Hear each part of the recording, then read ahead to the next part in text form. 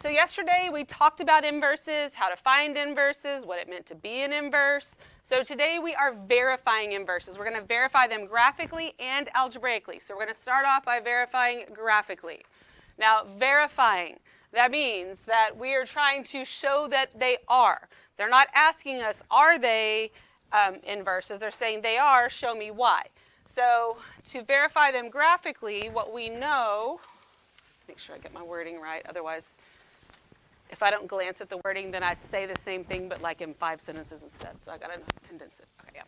So we talked yesterday about how we switch x and y, but then two functions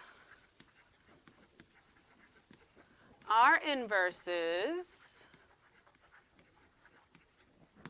if,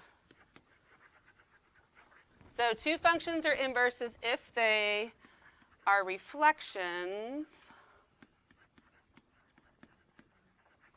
of each other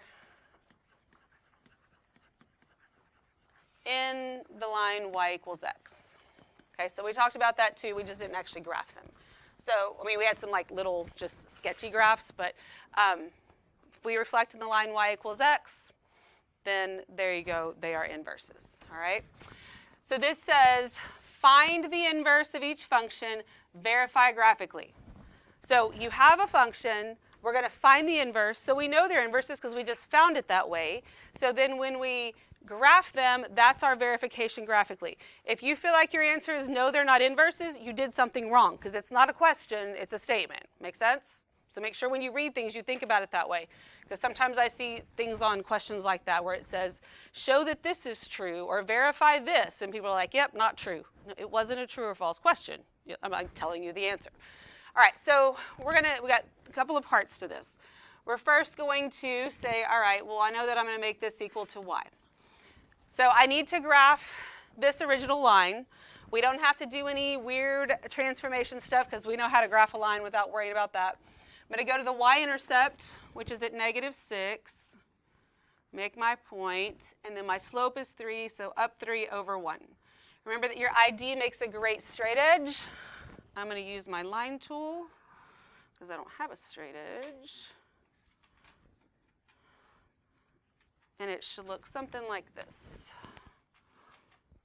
Oh, that's still not great, but whatever. It is a line, so it has arrow. Don't make a little short line like it needs to go pretty much throughout the whole thing. Okay. So to show that this is a reflection in the line y equals x for our inverse that we haven't found yet, we need the line y equals x. So I'm going to make it a dotted line because it's not actually the line. Like, it's fine to make it solid, but I just want to make sure that we usually asymptotes and things that aren't really, really part of the graph, then we usually put them dotted, but it works either way. Yes, ma'am?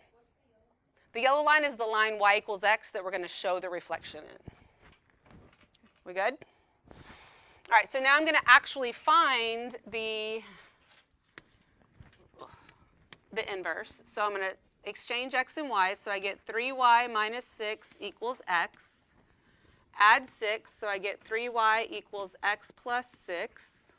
I'm going to divide by 3, so y equals 1/3 x plus 2. And that's equal to f inverse of x. Okay, so I found my inverse. Since my original function has a range of -infinity to infinity, I don't have a domain restriction on this, because if I did, I would need to state it again. All right, so now I'm going to graph this line. My y-intercept is 2, and then I go up 1 over 3, and here is my line, like so.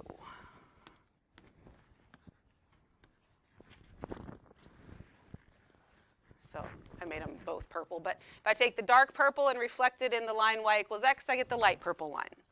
If your original function intersects the line y equals x, which this one does, they won't all intersect, but this one does, then the inverse and the original should both intersect, like all three things should intersect at the same point. So you can just kind of think of it as like stuck there and it can kind of spin around and they'd be the same. Okay, we good with that? What questions you got? All right. So let's do number 2. So number 2, make this equal to y. All right, so this is a cubic function that's got 5 anchor points. All 5 of them need to be on there if they fit. If they don't all 5 fit, whatever. So I'm going to start with, ooh, goodness, maybe my board will cooperate. Okay, so I'm going to start with -2, -8. So I go to -2, -8, and all I do is go up 4. There's that point. Then I go to -1, -1, up 4. 0, 0, up 4. 1, 1, up 4. 2, 8, up 4. That's way off the graph, so I'm not worried about it. So I can only get 4 of the 5 on there. That's fine, but I need all 4 of them then. My graph looks something like that. Okay. So then I'm going to draw in the line y equals x, or sketch it in so it's, it's just my reflection line. It's not really one of the graphs.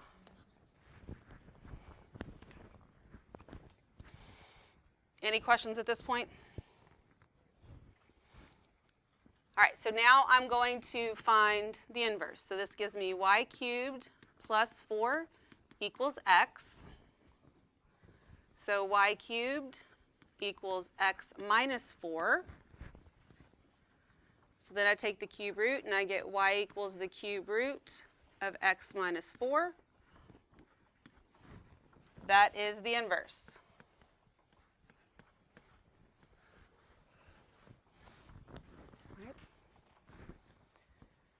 So now I'm going to graph that. This is a cube root. Looks like this. It also has 5 anchor points. So I got to try all 5 of them. I'm going to start at -8, -2. And all I do is go to the right 4. So there's that point. -1, -1. Go to the right 4. 0, 0. Right 4. 1, 1. Right 4, 8, 2, right 4. I'm way off the graph. So it looks something like, bless you, this. And you can see, bless you. If all 3 don't intersect at the exact same point on your graph, it should be pretty darn close. Like if you're off just a little bit because of the weight, I mean, that's give and take a little bit. If it was graphed on a, a program or something, that would clearly be exactly the same. Okay. What questions do you have? Yes, sir. So that you can see the line of reflection. That is the line of reflection. If I take this pink graph and I reflect it across the yellow line, I get the blue one. That is the line y equals x. Okay. It's always y equals x. All right, so we can also look at this as far as like this point right here. This is -4, -2. So the inverse of that is -2, -4, how x and y literally just switch places. One of the things when you're doing reflections, and it happens in 8th grade math, which some of you took in 7th grade, and then also in geometry, is when you're doing the reflections and you look at the rules, like I change the sign on x and it reflects in y. I change the sign on y and it reflects in x. When you want to reflect in the line y equals x, you just switch x and y. It's the same thing that's happening here. Okay, we good? And that's why you look at all that stuff algebraically, because then it leads to this. All right, so now that's graphically. Let's talk about verifying inverses algebraically. Okay, so 2 functions, f and g, are inverses if f of g of x equals x and g of f of x equals x. That's your composition of functions. That's what we did on Friday. That's what your quiz tomorrow is over. I suggest you be more prepared for that one than you were for the one yesterday, because I'm not doing a full retest on that one tomorrow. I'm not going to do that on all of them. So it's a one and done thing. Okay, so again, My instructions here say, verify algebraically that f and g are inverse functions. So that means when I do f of g of x for this one and g of f of x, I know what the answer is. It's x. If I don't get x, I did something wrong. I cannot say they're not inverses. Because they're telling me they are, I'm supposed to show why they are, which means you don't get to skip steps. If you can look at those two and be like, yeah, well, when I substitute g into f, I can totally see how that happens, that cancels out. Of course you're going to get x. Great, nobody cares. The whole purpose is you show why, not that you can look at it and do it in your head, okay? So let's look at this one. We're going to do f of g of x. So g of x gets substituted into f of x. G of x into f of x right here.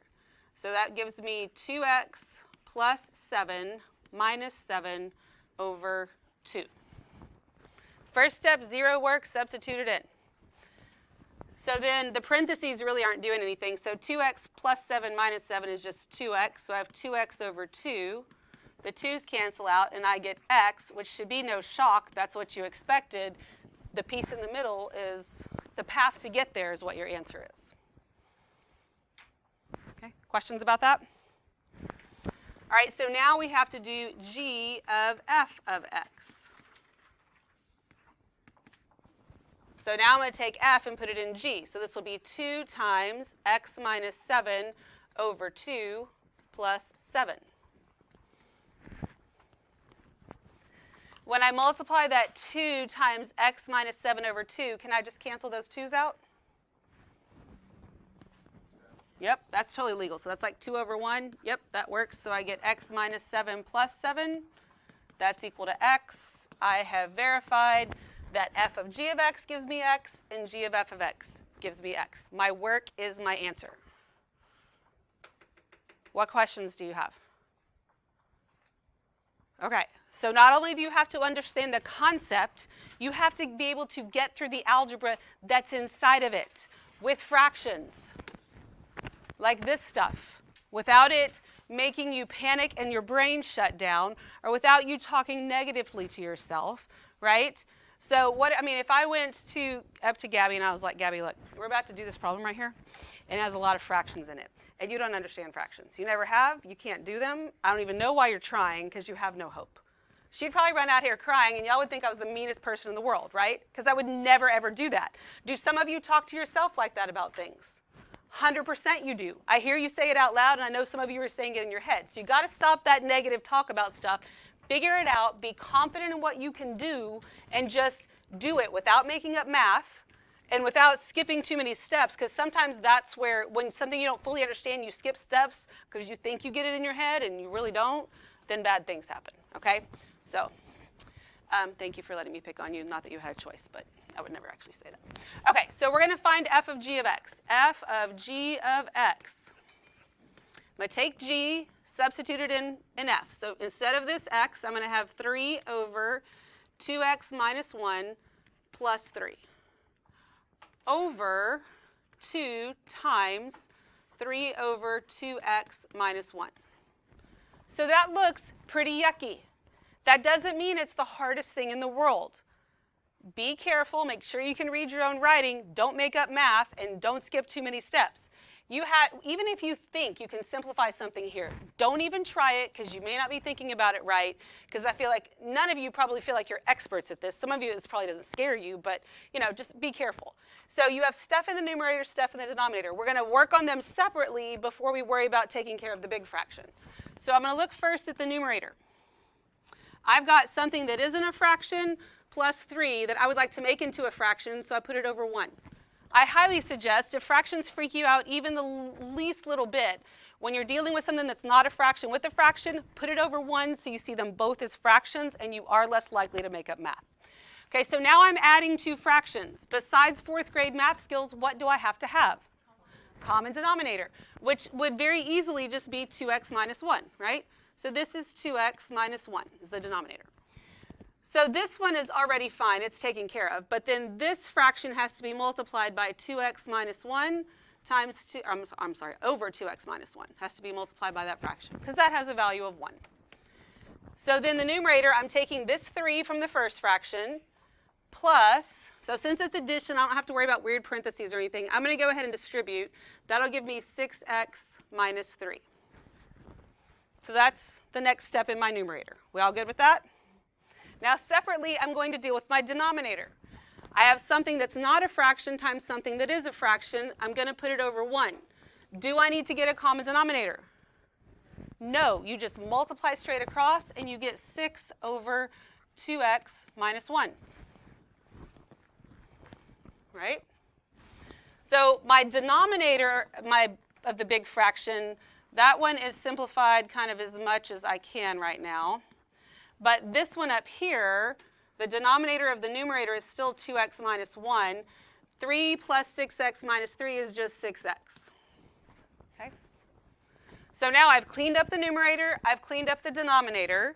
Now I have a fraction divided by a fraction. What's my rule? Multiply by reciprocal. Or is it KCF, keep, change, flip? That's what some of you think, and that's fine. So my numerator stays the same, 6x over 2x minus 1. Division changes to multiplication. I take the reciprocal of the denominator, which is 2x minus 1 over 6. So at this point, I'm just multiplying two fractions. Yes, I could multiply straight across, but I don't. Before I do that, I'd like to simplify. Can I cancel the 2x minus 1 with the 2x minus 1? Yes, 100%. And I can cancel the 6 with the 6. So that gives me x, which is what I wanted, and I'm good. Okay, we good with that? What questions do you have? All right, so now I have to do g of f of x. So I take f of x, put it in g of x. So that gives me 3 over 2 times, ooh, goodness, sorry, I'm leaning on the board there. Okay, 3 over 2 times x plus 3 over 2x. DK, sit up, please. Minus 1.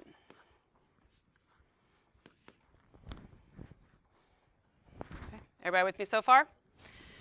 So my numerator is a whole number. My denominator is a fraction. I would actually like for them both to be fractions because it will make my life easier. So the only thing I'm going to do in the numerator is make it 3 over 1. So now it's a fraction. When I go to simplify this, can I cancel these 2's? Yes, that's totally legal because it's like 2 over 1, and I can cancel those right there. So that leaves me with x plus 3 over x minus 1. Now, once again, I have a fraction, and I'm subtracting something that's not a fraction, so I'm going to put it over 1. I need a common denominator. What would that be? X. So this has to be multiplied by x over x. My numerator is still 3 over 1. The denominator of the denominator is now x. And this would give me x plus 3 minus x. So then I get 3 over 1. The x minus x will just leave me with 3 over x. I have a fraction divided by a fraction, and that gives me 3 over 1 times x over 3. The 3's cancel out. That leaves me with x. And all is good. Okay, slow and steady. Think about the basic skills, because I think the basic steps you understand. I think you get into this stuff and you let the way it looks freak you out and make you second guess yourself. Okay, but the steps never change, and a calculator's not going to help you with this. I mean, it's not the same as 1/2 plus 3/4, and the calculator will tell you. Okay, what questions we got? Anything? Awesome. So let's look at this. So there's more examples. This is the way that your paper part of your worksheet looks. Kind of put everything together. There's a few parts. It says, find the inverse of each function, which is actually not the very first thing we'll do. State any restrictions in the domain, and verify graphically and algebraically. Not just one or the other. You got to do them both. So when I look at this here, this is a parabola, right? So if I graph this, I'll be moving to the left 4 and down 2, so it's like right there, right? That's not a one-to-one function. But I have this domain restriction I started with. So it says you don't get to use the whole thing. You only get to use it when x is greater than or equal to 4, or negative 4 rather, and so I only get to use that part. That part is a one-to-one function. And not only that, but I have to figure out a domain restriction. Like here, the range is not all real numbers. The range of my original function is what? What's my smallest y value? -2. So I go -2 to infinity. That's the range of this one. The inverse that we're about to find, that makes the domain -2 to infinity. All right. On my graph, on my parabola, I have 5 anchor points, which those are not the anchor points because I've already moved it, but that's where they go on the parabola, right? But only 3 of them are actually part of what I'm going to graph because I'm not going to graph the whole thing. So I'm going to start with this one, which would start at 0, 0, right? Then I'm going to go to the left 4 and down 2. Then I'm at 1, 1, and I go the left 4 and down 2. And then I'm at 2, 4, 2, 4. I go to the left 4 and down 2. So there is this graph. And I'll go ahead while I'm here and we'll draw in y equals x.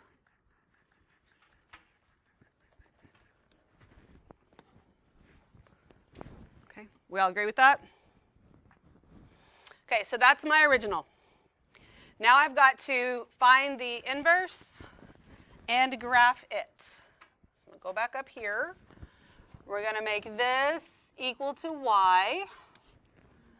So then I get y plus 4 squared minus 2 equals x. So y plus 4 squared equals x plus 2. Right? Then I take the square root, so I get y plus 4 equals plus or minus the square root of x plus 2. So y equals plus or minus the square root of x plus 2 minus 4. All right, so let's talk about this plus or minus. You have the plus or minus there. Now remember, when we had things like that and we said, is this a function? With the plus or minus, it's not a function. Because by taking the parabola, I mean, yes, we talked about this, but that's not really in part of the equation. I have taken this entire parabola. This is the equation that would reflect the entire thing in the line y equals x. And if I reflect the entire thing and it looks something kind of like that, then that's not a function, is it? So I don't want plus or minus. I actually only want the positive side of it. So the inverse is the square root of x plus 2 minus 4. Because otherwise, I'm graphing 2 square root functions that are reflections of each other, and I only want one of them because that's what it should look like, right? This is my inverse. This is my domain. Because if I substitute in a -3, I'm going to have the square root of a negative number. That's why I have that domain restriction there. Make sense? So now let's graph that. I know what my square root looks like. I got 3 anchor points. So I'm going to start with 0, 0. And I'm going to move to the left 2 and down 4. Go to 1, 1, left 2, down 4. 4, 2, left 2, down 4. So it looks like that. Which again should visually look like a reflection in the yellow line. And if I look at this point, this was -4, -2. That makes this point -2, -4, because x and y switch places. Okay. What questions you got?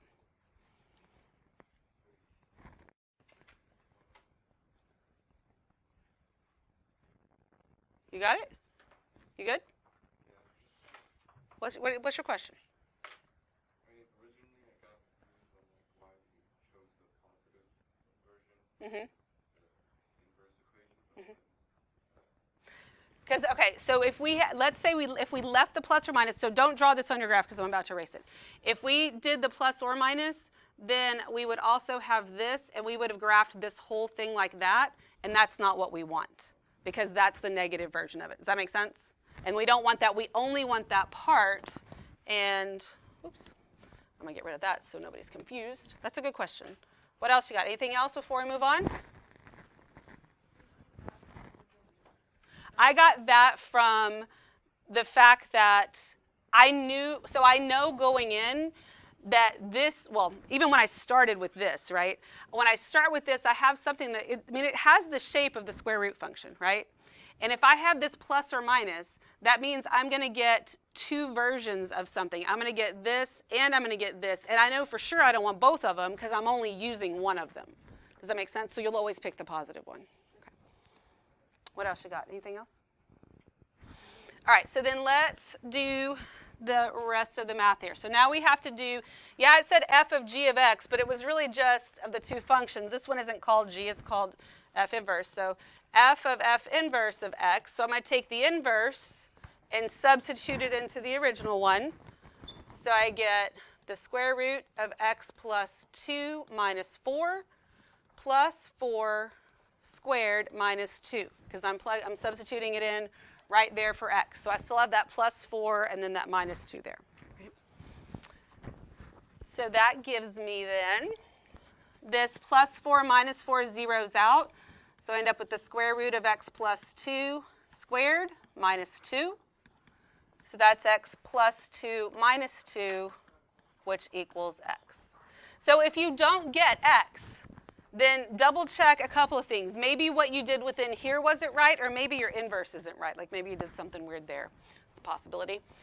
All right, so then I need to do f inverse of f of x. That's equal to, so now I'm going to take f of x and put it inside f inverse. So it's going to be the square root of x plus 4 squared minus 2, and then minus 4 out there. So that's, did I do that wrong? Oh yeah, it's plus 2 minus 4, thank you. Sorry. Yes, that's right. No. What did I do? It's still wrong. Wait a minute. I'm sorry. I tried to do it without looking back up here. I'm taking f of x and putting it in here. So I'm putting, no, yeah, it was minus 2. It was minus 2. I was right. Oh, yeah, minus 2 and plus 2. I'm sorry. You're right. I left off, so I did leave off one. See, I knew something. It still didn't look right. Okay. So, yeah, it is minus 2 and then plus 2. I'm sorry. So here's what. This whole thing is f of x. This was still part of f inverse of x. Make sense? That's what. This whole thing right here is what goes into x right there. And I was trying to do it based on this, and I confused myself without looking back up there. We all good now? See what I did there? Okay. So this minus 2 plus 2 zeros out. So that gives me the square root of x plus 4 squared minus 4. So then that gives me x plus 4 minus 4, which is x, which is what I was hoping for, which I would not have gotten had I left it like I did. So had I left it like I did, and he hadn't said anything, I appreciate you saying, don't get me wrong, go ahead and interrupt me as soon as you see something. But like if nobody had said anything, like if it happened in second period, they never tell me when I do weird things, then I would have gone on and I would have not gotten x, and that would have made me go back and go, I got to go do something else. So this time the square is under the square root, so you still just cancel it? Or? Yes, for the same reason, like if I had, so let's say that I had the square root of 9. That's the same thing as the square root of 3 squared, right? So square and square roots are inverses of each other. That's why it's equal to 3. So basically, instead of 3, I have x plus 4, and it's the same type of thing. But since it's the whole thing that's squared, if I just had the square root of x squared plus 4 like that, then it wouldn't work because it's not the whole thing and there's addition there. Does that help? That's a good question. What else you got? Anything else? All right, so I'm going to show you one question on Delta Math. I think you can figure it out anyway, but it just makes me feel a little better because I never want you getting on there and then being confused about what it's asking you to do. So I think if we go through one together, that would be good. So here's what this looks like. It says, graph the inverse of the provided graph on the accompanying set of axes. You must plot at least 5 points. So usually I'm telling you, don't guess off the graph. This is not a guess. If it looks like it goes through an exact whole number, then it does, all right? So you got to do 5 points. So we'll start with the vertex here. So this point is at negative 4, 4. If I'm going to do the inverse, then I'm going to be at 4, negative 4, right? I'm going to put a point there. So then I see this point here. That's at negative 3, 5. So then that would be at 5, negative 3. This point is at negative 3, 3. So I would go to 3, negative 3. You with me so far? Then those don't look good. I feel like that's my next one. 0, 6. So I'm going to go to 6, 0. Then 0, 2. So I'm going to go to 2, 0. And as soon as you hit your 5th point, it's going to draw whatever the shape is for you so that you can then decide, is that really a reflection of the line y equals x? And if you think it is, then you can submit your answer, and it will tell you that you're right. Okay, does that make sense? So it's a matter of you're just switching x and y, picking some points. Okay, easy enough? Awesome. So remember, you have 2 parts to your assignment. You have, I don't know if I can get back up there. You have a worksheet that I'm going to hand you and Delta Math. They're both due on the 23rd.